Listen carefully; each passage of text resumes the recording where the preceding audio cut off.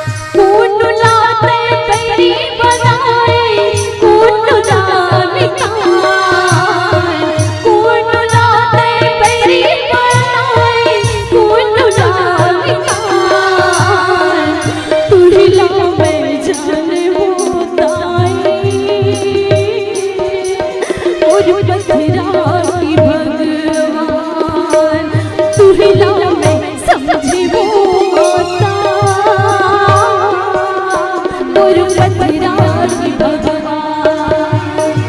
कौन लाते झोलिया बनाए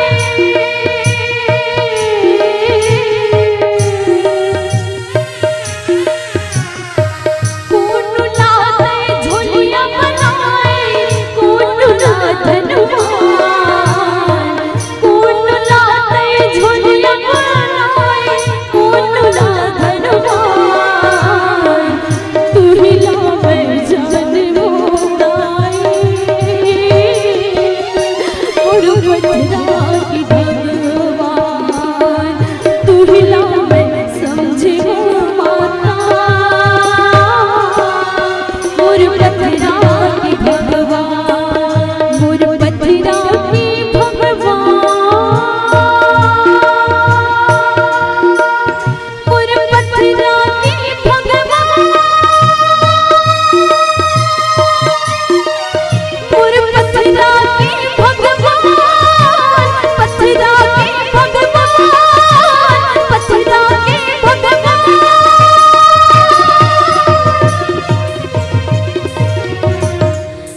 तू ही ला मैं जानी वो ताई मोर पथरा की भगवान।